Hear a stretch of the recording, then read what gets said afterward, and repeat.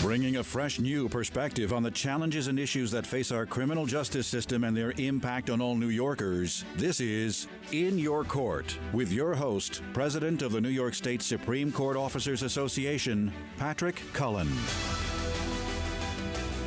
Good morning, everyone. Welcome in your court.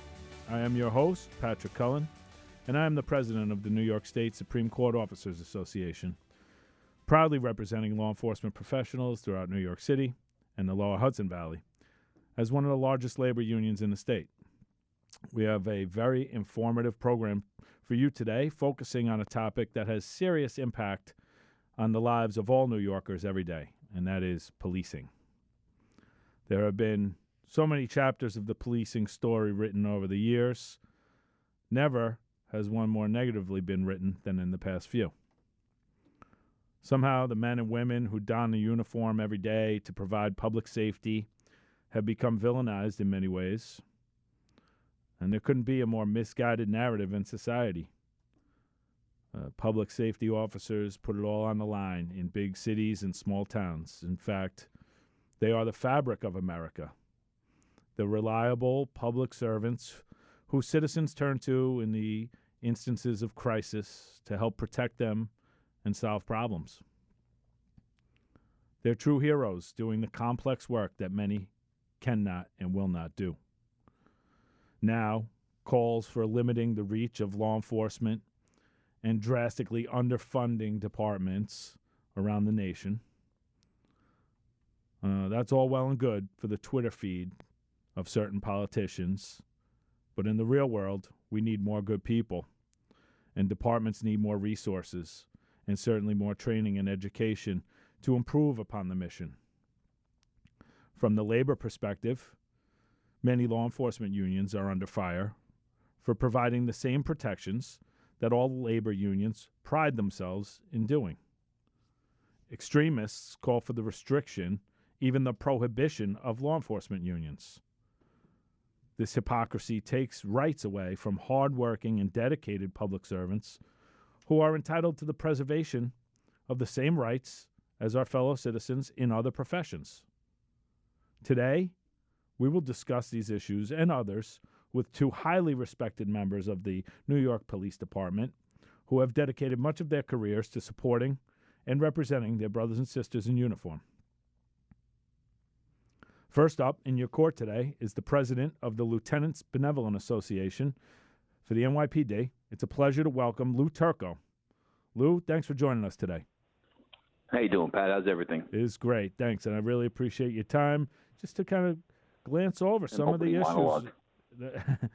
issues that we've been really facing these days. But before we do that, introduce yourself to our audience, a little bit of your background, how you came to join the NYPD. No problem, Pat. I just hit my 31st year, October. Did 31 years. I graduated St. John's back. I'm going to age myself now. Back in '87. Went to the private sector. Worked at New York Tel and AT&T. I didn't like being in an office. Took the police test and never looked back. I've done 31 years. Spent most of my time in uniform on the street. Almost all my time in uniform on the street. My last job was in the 1st Precinct, in the Scooter Task Force, but before that I was the 5th Precinct Special Operations Lieutenant for 8 years, dealing with, all the stuff in the 5th Precinct in regards to the quality of life. So I really think I have a pretty good handle on what's going on out in the world today. And from there I took became a delegate while I was a lieutenant in the 1st, became the Manhattan South trustee, dealing with all the discipline that was going on in the Manhattan South and representing our lieutenants. And then from there I became the first vice president under Tommy Sullivan, may he rest in peace, and then became the president about 9 years ago. Yeah, and what you just really went through is so common with so many of our guests in public service on this program. A stop in public sector is something that I personally also did before I became a court officer and went into work for New York State. And it's really important, I think, for a lot of people to gain a little bit of a different worldview before you become a civil servant, before you become a police officer, before you become a court officer. And I think that's really valuable, and I'm sure lends itself to how you run your union as well. Yeah, it gives you another perspective of the of both sides. You know, I said I went to St. John's, got a finance degree, then worked in the private sector. Actually worked in the World Trade Center for actually New York Telephone, and then I joined the police department. So it gives you a little bit of a view of what the private sector is like, and it does help you navigate through this very complex world of union business. Yeah, for sure. And just to kind of just finish up on the background, you represent how many lieutenants in the New York City Police Department? Right now, we have about 1,550 lieutenants, active lieutenants, about 3,500 retired lieutenants. Wow.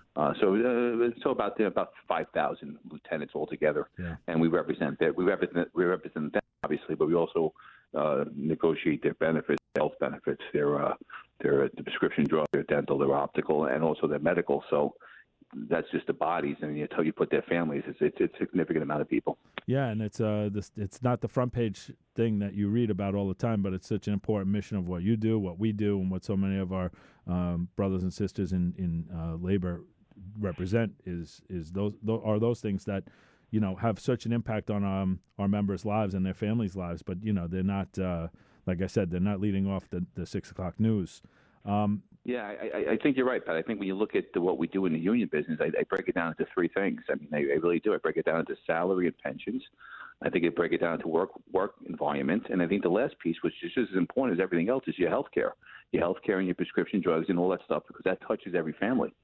So those are the three things that we really just monitor and try to make sure that our members are getting the most effective representation for all three of those things. Yeah, and it's really critical. I think it should be pointed out before we move on to some of the kind of current events, how yourself and the other folks who work in the different NYPD unions have a really, really tough job, because you have members at work 24 hours a day, 7 days a week. And I think that goes unnoticed, that at 3 o'clock in the morning, you may have a labor issue at hand, and that has to be dealt with pretty promptly. So kudos to you and how you guys deal with that. I think that's something that kind of doesn't get, while most of New York is asleep, you have an entire, tour out working, and that's really should. There's no day off, Pat. No. There's no holidays. Nope. There's none of that. There's no Zoom calls.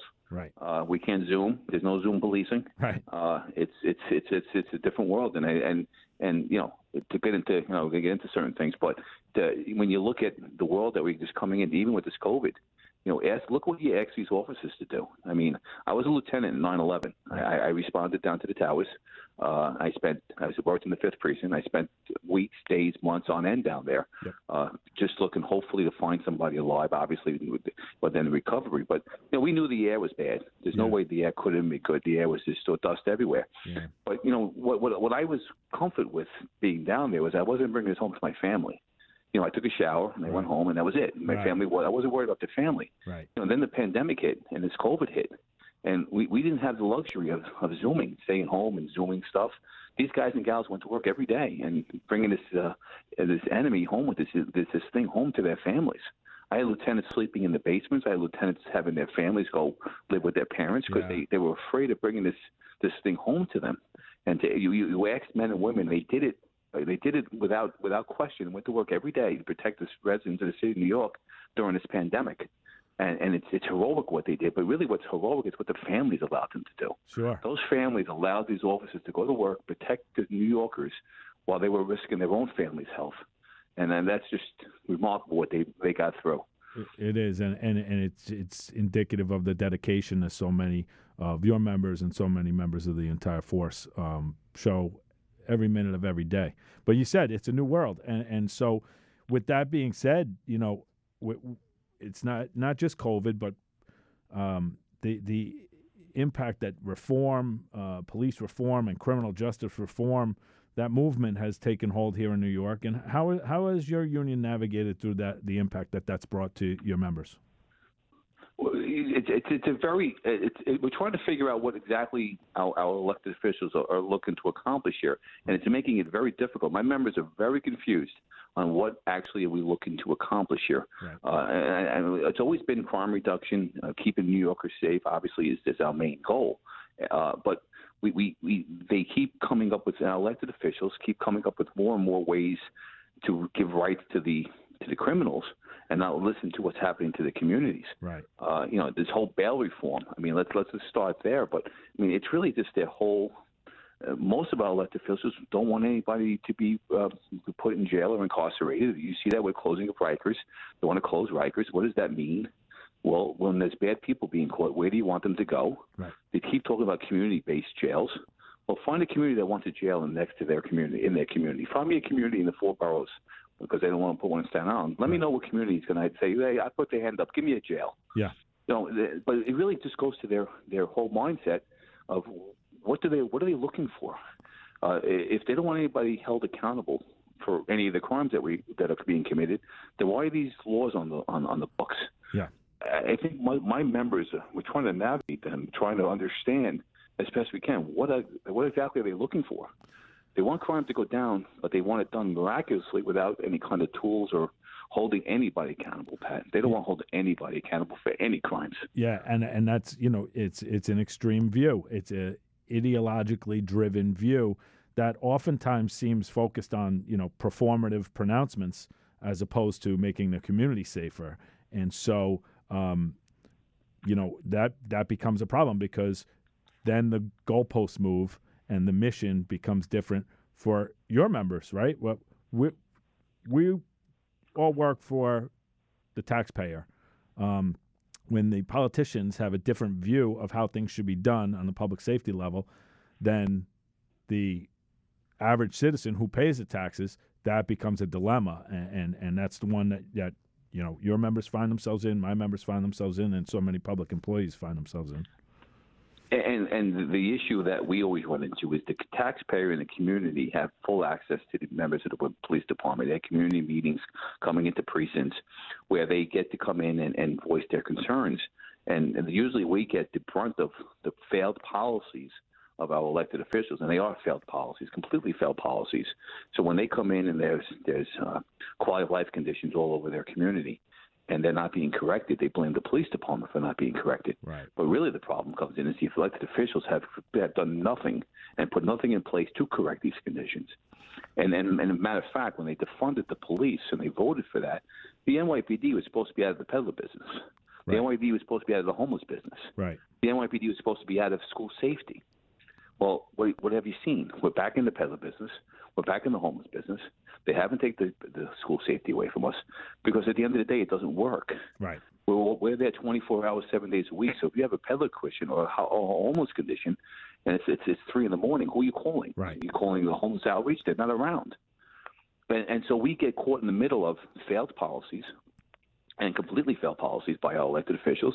But our lieutenants, our cops have to go to these meetings, explain to the communities that these policies that these people put in are complete failures, and now we got to try to rectify them for them. And there's really not a lot of tools there for us to do it.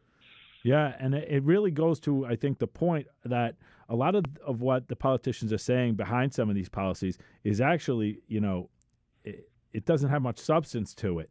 They get what they get out of pronouncing and promoting certain ideas, but at the end of the day, there's never a report on how effective that something may have been. Take Thrive New NYC even as an example, right? Is a massive PR campaign, but ultimately basically a hollow shell of an initiative. So yeah, I think, and who suffers right, then? Pat. Absolutely right. Because here's what they do in Thrive New York. Here's a perfect example. So what they decide to do in Thrive New York and this whole deal with mental illness, which they have no answers for, because we're not going to have anybody put in an institution anymore. We've closed those. So all we basically do is ask people that are having a mental crisis to self-medicate themselves. That works out real well. Right. We've become the Uber. That's what we are, is Uber for mentally ill. We bring them to the hospital, they let them out the next day, and we bring them back to the hospital. That's the world we're in. So they come up with this pilot program where they're going to take a couple commands in Manhattan North, and they're going to bring in EMS and trained social workers to handle the emotionally disturbed and get them to the hospital and leave us out of it. Well, the policies, it sounds pretty good, but the problem they have is, well, if the person is non-voluntary and the person doesn't want to go to the hospital, they don't go to it. So they basically go to the ones that say when they answer and then they call 911, yeah, I'll go to the hospital, I just need some help. They can handle that one. Those are the easy ones. Right. The ones that the person doesn't want to go to the hospital, who's having a mental episode, the trained professionals don't go to that. So the cops have to go to that, and then they get the ones that turn into a wrestling match and a fight. So we're being set up that way. Right. And it's a complete farce when they tell that we're trying to work on the policies to remove the police department. Well, they remove the police departments for the ground balls, and the ones that are really difficult, the ones that really take some, they could be confrontational, they don't go to. And that doesn't make sense to anybody. No, it sounds like chasing a dog chasing its tail. One of the things involving our elected officials and some of the failed policies that I think New York City has addressed that New York State has not as of yet is term limits. And with in the next few weeks, thankfully, New York City is about to have a new mayor and over 40 new council members. What does the future of policing look like in New York City with this new administration and new council, in your view? Well, again, that's going to be a view that after they get elected, whoever gets in the office in between the 40 council members, and it's going to be Sleeve or Eric Adams. And I really can't answer that because I don't know who's going to be in there and what. Right. But I don't see much of a change, Pat, because the problem really comes down to it's complex but simple at the same point. The issue really is what do our elected officials in our communities and the residents of New York want to happen after someone's arrested, legally arrested. Now, obviously, if the person is innocent, then you go to court and he's found not guilty, that's fine. But if someone breaks the law, what do we want to happen to these individuals? See, people in the community want people to pay a price for their crime, depending on what the crime is. Obviously, if it's a low-level crime, then you don't want guys to go to jail forever, obviously, or you don't even want to go to jail.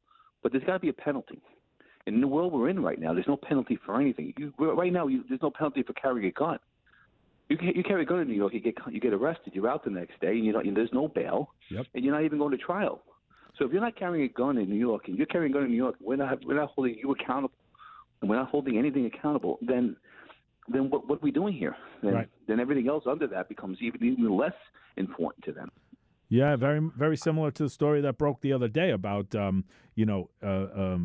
folks who are using narcotics on the street, and basically, NYPD personnel told to basically look the other way. Like, this is kind of the new. Is this the new New York? Is this the post-COVID New York? I don't think so. It's not the New York I grew up in, and I know it's not the one you grew up in, but this is the one that's on our doorstep now, and it's frightening. Pat, when I was a lieutenant in the 1st Precinct, and you go to community council meetings, the community councils and the people, the residents, really, when it comes to quality of life issues, it really what affects their life mostly. Because most of our residents, thank God, aren't subject to robberies and shootings. It's these quality of life issues. It's the guys shooting up on the corner. Right. It's the loud music. It's the ATVs driving all over the city of New York. It's illegal peddlers all over the place. That's really what the quality of life is. And in the city right now, and these elected officials don't have any answers to that because they don't want to hold anybody accountable. Right. I mean, you just look at this poor kid. The poor kid over the weekend, he got 16 years old, was just shot down in the 7th Precinct on Delancey Street, I believe. Yes. But look at this case. The kid has 11 priors. Mm-hmm. So there was 11 opportunities that he was brought into the system to correct this condition. 11. Those are the ones he was caught on. Right. So now who's responsible for turning this kid around? Who is at fault for this kid who was in jail or was in juvenile facility, whatever he was let go? Who's responsible for this kid to come out 11 times and continue on the actions that he kept going down? Is it his parents? Is it the school district? Right. Is it the probation? Who's responsible for turning this kid around? And they failed him. Right. And now he's dead. Right.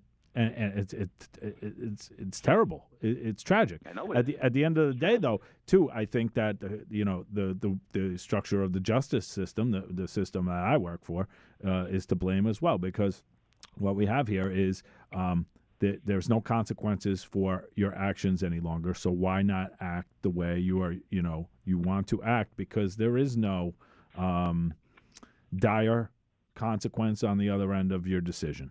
And so, absolutely, why consequences as a parent of kids, you always had consequences when they did something wrong, because that makes them stop and doing something even more extravagant or extreme. Right. So, you look at shoplifting. Shoplifting is another perfect example. There's a shoplifting problem in this country, especially in the cities. Well, what does that mean? What do you want done if someone gets caught shoplifting?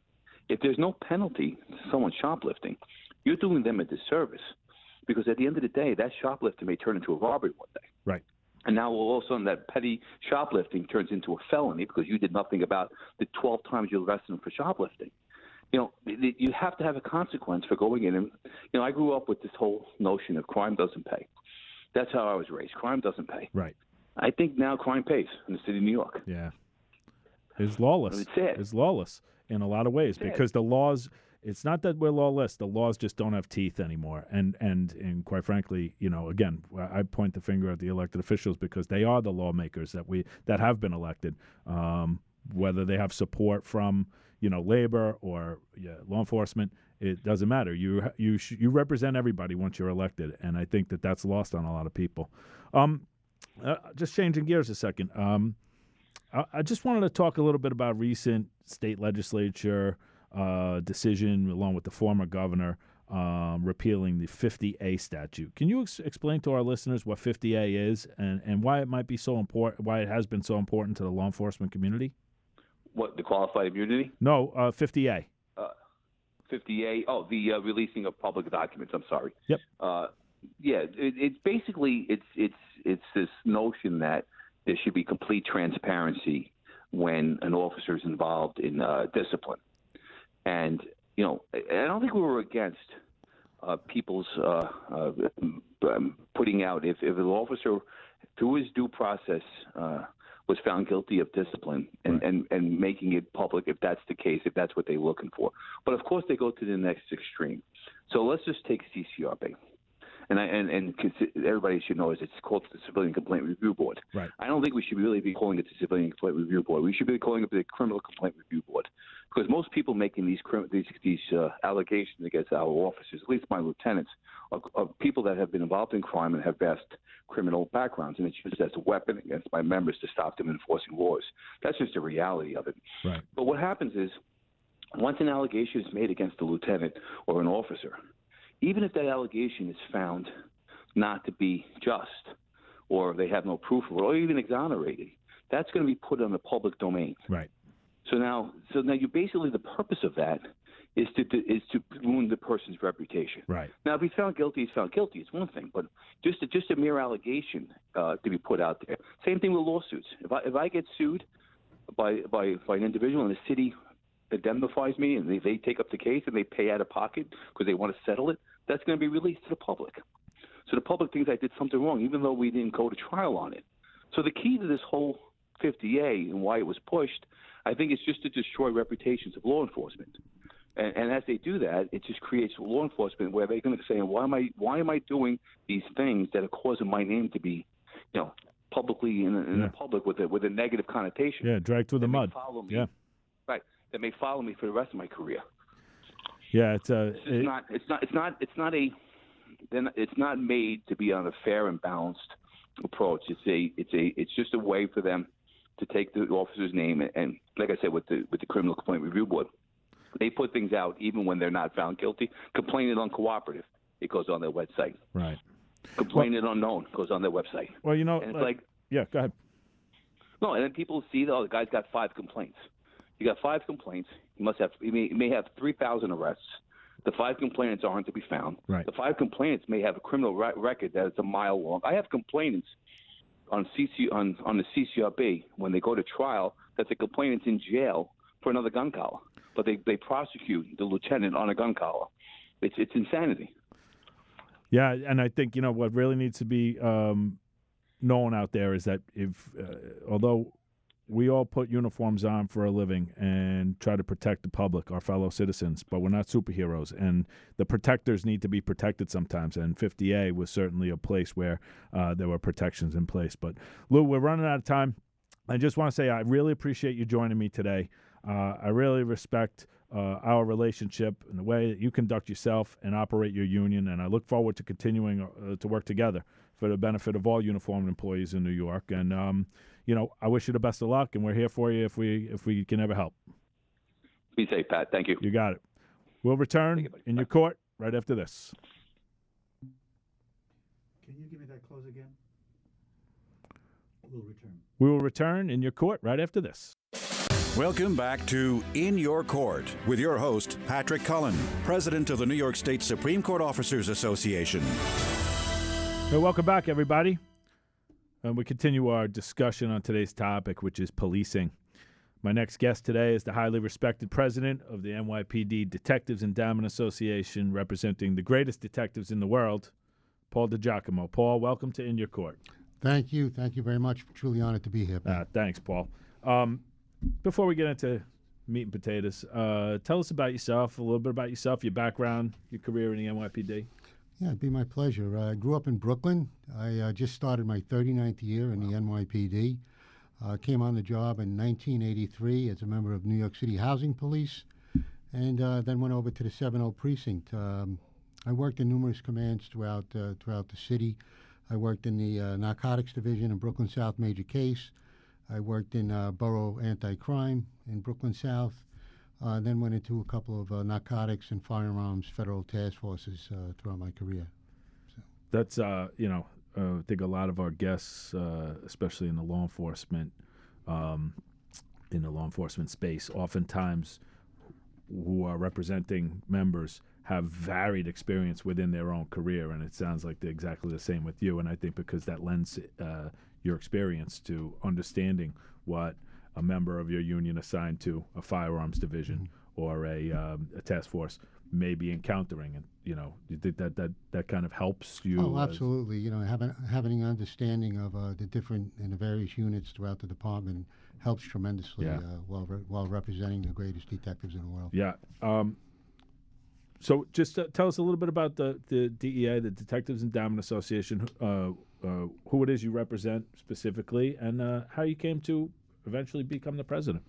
Well, we represent approximately 20,000 active and retired NYPD detectives, and I started out as a PBA delegate in 1988. Right. That's when I first started getting involved in the union business, and I went into the Narcotics Division, became a detective, and I was a delegate there. And I rose through the ranks of the Detectives Endowment Association under the presidency of Tom Scotto at the time. I was a sergeant at arms. Then I went to the treasurer, then a vice president, and now the president of the DEA. Yeah, and it's such a well-respected union. And I think something that I just want to kind of point out about New York City detectives. At any given time, you could have members of your union in other countries around the planet assisting, military and law enforcement in basically every continent. Is that, Yes, we do have detectives stationed all over the world doing counterterrorism activities, and they help keep not only our city safe but our whole country, the United States of America. It's incredible, and it's not a widely known thing, but it is not a secret either, and right. and so it speaks to the level of respect that NYPD detectives carry with them with that gold shield. It's universal. Well, it was the proudest day of my life when I obtained the gold shield of a New York City police detective. There's no better feeling in the world. That was beautiful. Let's start with some of the issues that are generally out there about policing in general and criminal justice reform. These movements have really been spotlighted a lot over the last few years. How is it that your union's been impacted by them, and how is it that you're dealing with them? Well, the reality is this. We haven't seen crime like this since the late 80s, early 90s. And when the people of the city and the state are in danger, my members are in danger. Sure. Their job is more dangerous. And that's where I come in.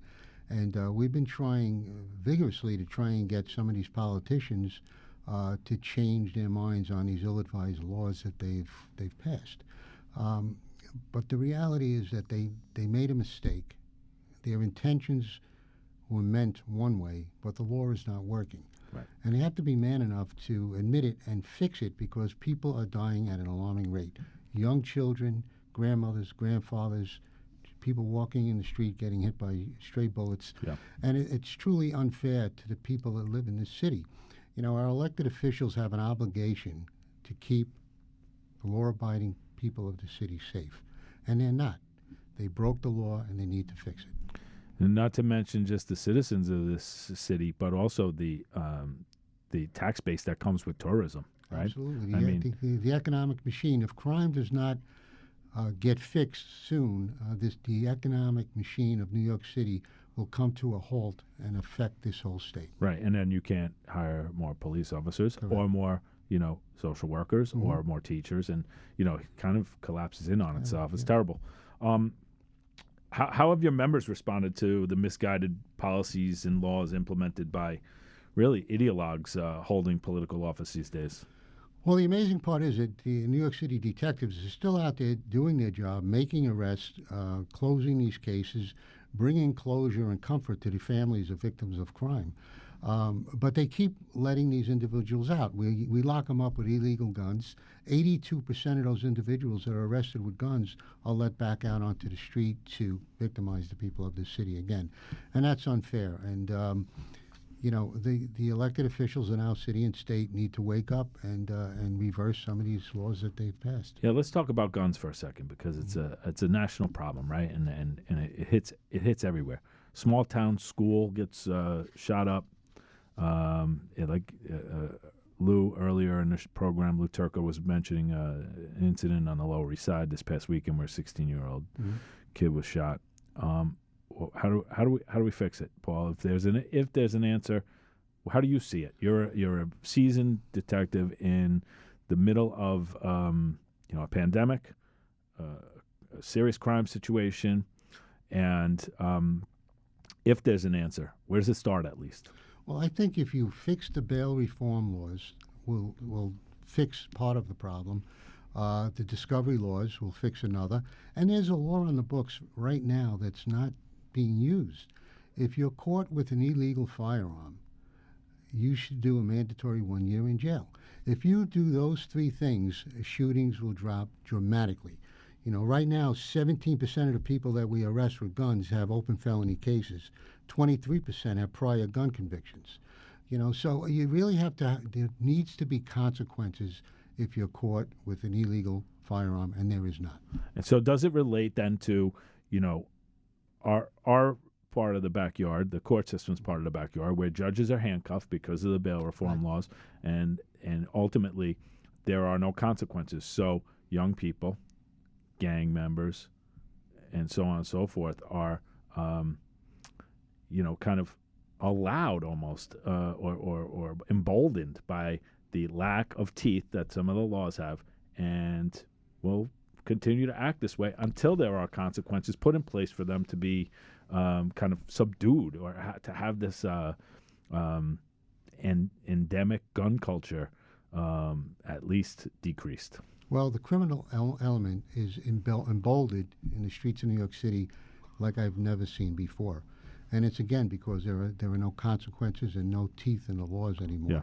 And that needs to be fixed. And it's the obligation of our politicians to fix it. They need to fix it now, or more people will die. Yeah, and I've seen you, and I've seen myself and many other labor presidents of labor unions in the law enforcement space, and executive board members, and lobbyists and attorneys in Albany, on the steps of City Hall, City Council chamber, and everywhere else that anybody will listen, really, is saying these things. But why is it not getting through to the politicians? Do you have any insight? Well, we've gone so far as to get victims, mothers who lost children to stray bullets. These are good children, and we've gotten them involved in doing a social media campaign and press campaigns and trying to reach out to these politicians to get them to change their mind. And that's not working. So if that's not going to move the needle, what will?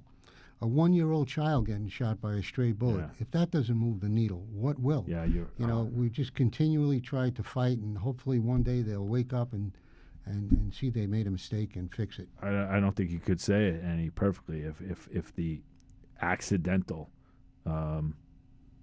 killing of a infant isn't enough to get everybody to say, let's press pause here, cut it out, let's fix this. Then what will? And that's the sad part. You know, it's amazing when a tourist gets shot in Times Square or struck by a stray bullet and just wounded. Yeah. You know, it's front page news. Yeah. But this is happening every day in every community to people of color, children of color, and no one says a word about it. And it's the people that represent those areas that aren't speaking up.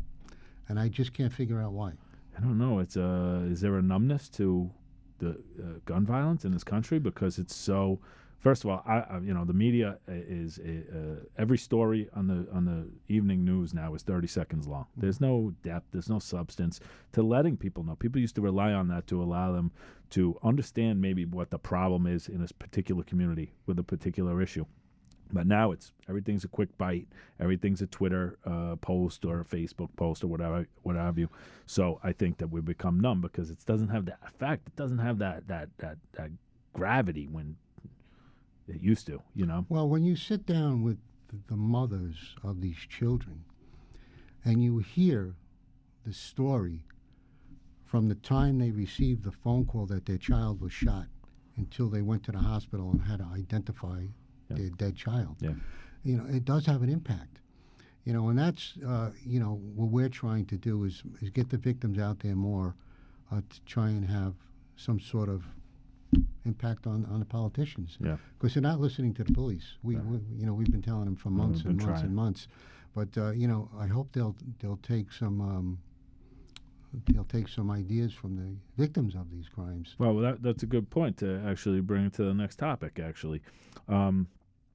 In a few weeks, the leadership of the city will change with a new mayor and, you know, virtually a new city council. What's your outlook for these changes that are looming with the new administration? And what does it hold for the future of the NYPD, in your opinion? Well, you know, whoever the mayor may be, their number one priority is going to be they have to get crime under control. If they don't get crime under control, again, the economic machine of the city will come to a halt, and the city will just collapse. Without law and order, the city will not flourish, will not work. And I think they know that. They're going to have to implement certain plans to stop the gun violence, to stop the assaults, the homicides, the sexual-related crimes have to be stopped. You know, and I just hope whoever it is that they reach out to us and get our input on what to do. And I feel confident they will.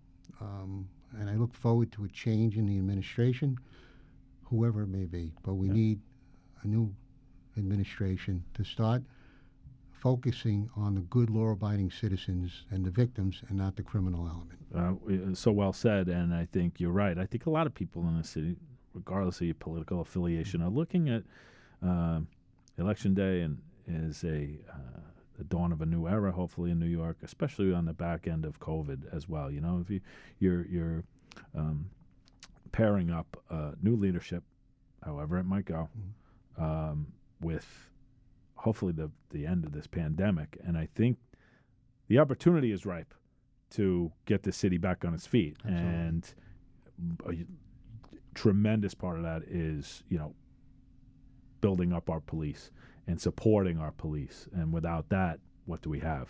Exactly. Right? I'm going to just get into a specific issue. Lawmakers instituted a repeal of the 50A statute. What's your reaction to that? And you know, what's the impact this has on New York City detectives? Well, you know, 50A compromises the safety of officers, and it tarnishes reputations of good, hardworking detectives and police officers of the NYPD. A lot of the information that's let out and put out is unsubstantiated and or unfounded by the department, and defense attorneys use that to put the police officer on trial and not the criminal.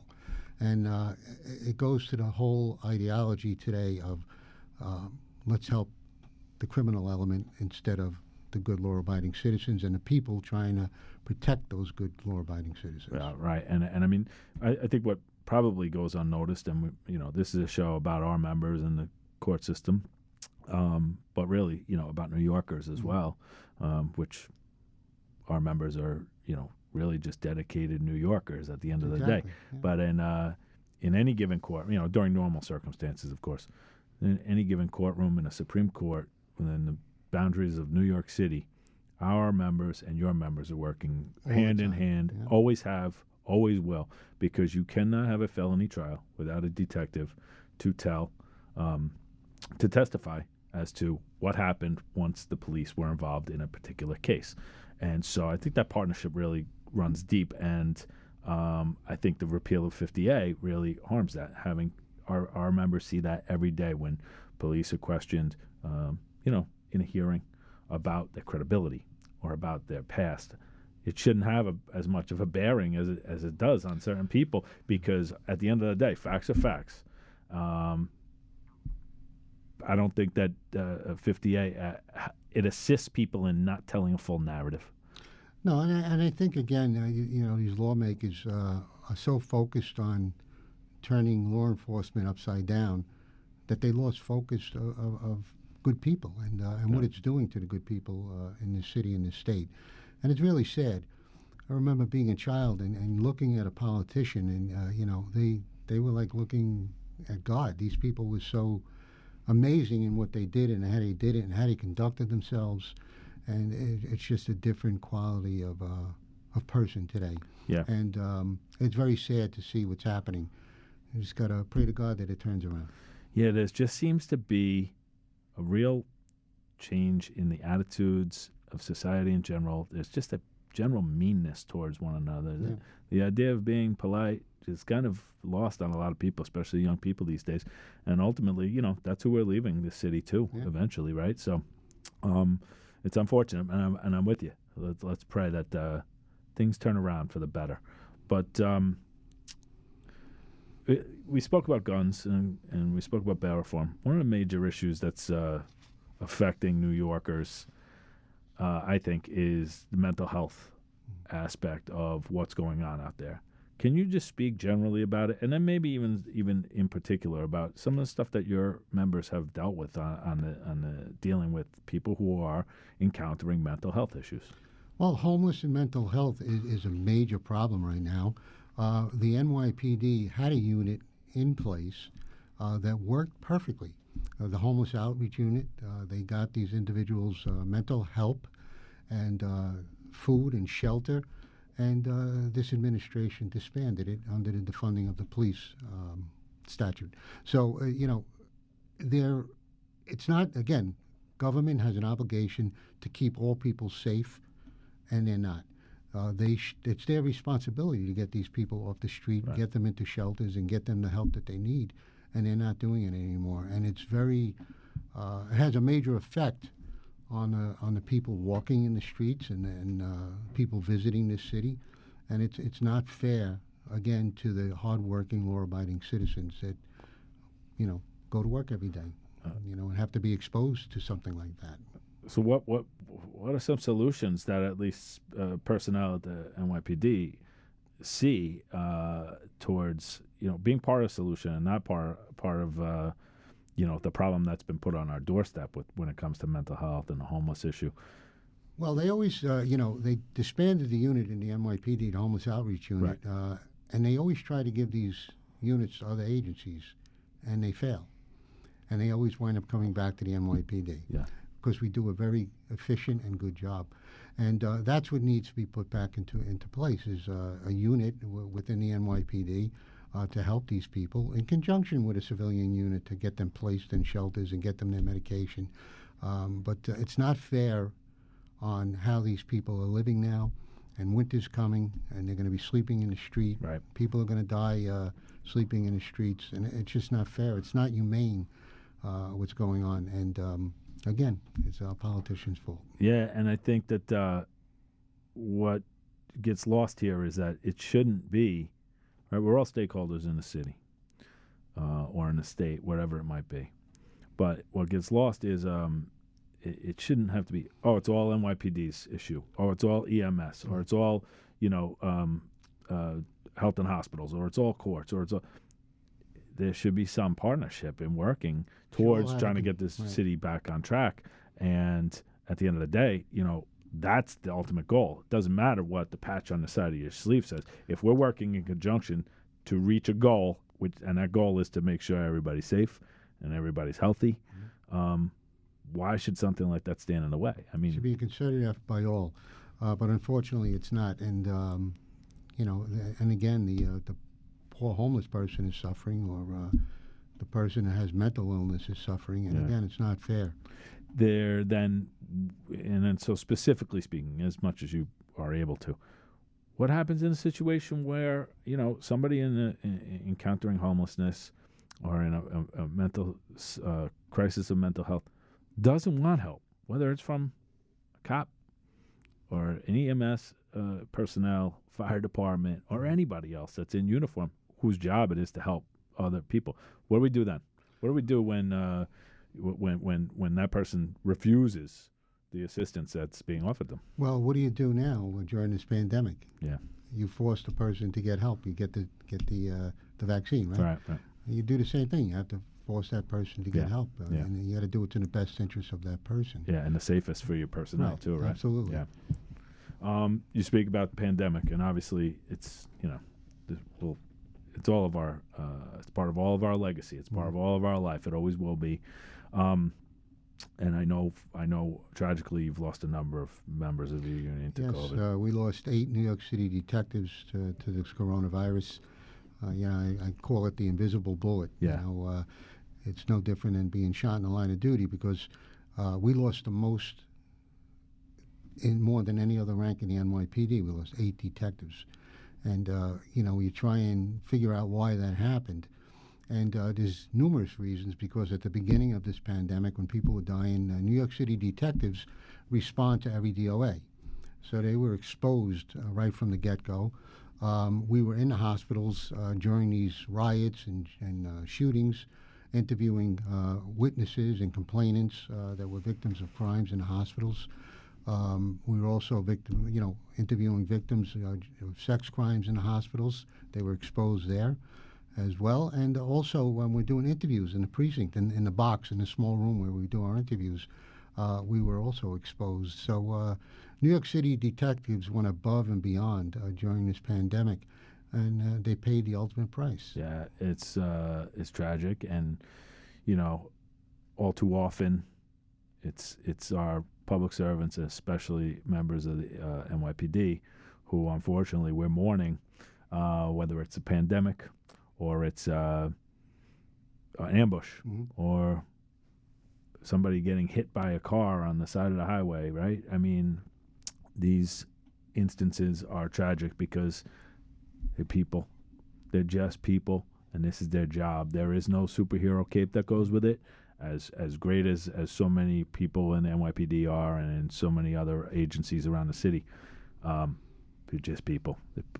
Get up, put a uniform on, and go to try and help out their fellow citizens. Well, that's what I think our elected officials lost focus of, that the people that are out there serving the public every day, whether it be detective, police officer, court, they're people. They're just regular people that live the same lives that everybody else lives, and struggle to pay their bills and get their kids through school. And, our elected officials don't see that, anymore, and it's sad what's going on. We're your friends and neighbors. You in New York City? That's right. Or out in the middle of, nowhere out in the middle of the country. We're your friends and neighbors. That's it. Yeah. What are some of the priorities your union has in the coming year? Well, my number one priority is trying to get a fair and equitable contract for my members. It's very important. They paid the ultimate price. They've worked very hard through this pandemic, and they deserve a fair contract. So I'm working on that to try and get that done. Increase our benefits for our members, our health benefits. We're looking to do that as well. I want to increase the amount of detectives that we have, at least by 1,000 to 2,000 more detectives, because on 9/11 in 2001, we had 7,200 detectives. Right now, I'm down to about 5,200 detectives, and we have a lot more responsibility now than we did then. And I want to increase the number of detectives' grades, second and first grade detectives. So those are my priorities moving forward with this union. They've worked very, very hard, the New York City detectives out there, and they deserve more. And I'm going to do everything in my power to try and get it for them. And I know you're also involved in a lot of the big picture items that groups like mine and yours and many others work on together. Whether that's, advocating in Albany for, big picture, whether it's budgetary or safety issues. And I know that we'll continue to do that. It's and that an honor to work with you guys. Yeah, no, Paul, you've been a friend to myself and the SCOA board for over the years, and a tremendous resource and an example for labor leaders throughout the state. It was terrific to have you on the program this week, and I look forward to continuing the work we all do together as our groups have always been there for one another through it all. And you can check out the DEA also has a tremendous Twitter feed that keep you up to date. Their social media presence is terrific. Well, that's another week in your court. Remember, we air here on AM 970 The Answer, Saturdays at 8 a.m., Sundays at noon. To learn more about our association, check out nysscoa.org. Looking forward to you all coming back next week in your court. Take care.